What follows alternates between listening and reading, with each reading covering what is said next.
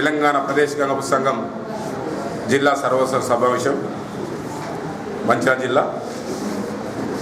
ఏదైతే ఈ సమావేశంలో మా రాష్ట్ర నాయకులు ప్రియతమ నాయకులు మరియు మన జిల్లా అధ్యక్షుడు నియమిస్తూ ఉత్తర్వులు చేయడం జరిగింది.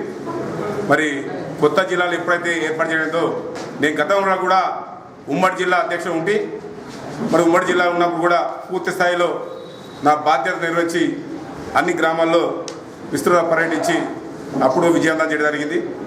చిన్న జిల్లాలో ఉన్నటువంటి అన్ని జిల్లాలకు కూడా మనమే బాధ్యత తీసుకొని అక్కడ ఉన్నటువంటి జిల్లా అధ్యక్షులని మరి బాధ్యత నిర్వహించడం జరిగింది.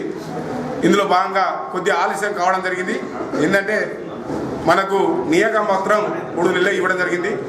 ఇందులోపనే మరి తెలంగాణ రాష్ట్ర ప్రభుత్వం చిన్న చిచ్చు పెట్టడం జరిగింది. మనకు వివాదం అందులో భాగంగానే దానికని ఆ పోరాటంలో భాగంగానే మనం ఇలా సర్వసభ సమావేశం ఏర్పాటు చేసుకోలేకపోయినాం.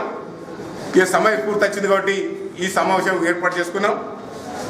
అని ఎందుకంటే మరి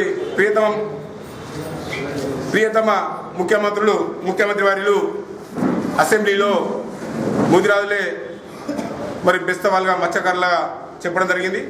దానికి వ్యతిరేకంగా మనం అన్ని జిల్లాల్లో అన్ని మండలాల్లో దరిదాపుగా కార్యక్రమం చేయడంతో దాన్ని అసెంబ్లీలో వారు వెనుక తీసుకొని మత్స్యకారులే అంటే గంగాపుత్రులే నిజమైన బెస్తవాళ్ళని మరి చెరువులపై అన్నిటిపై హక్కు మరి వీరికే బెస్తవాళ్ళకే ఉంటుందని చేయడం జరిగింది.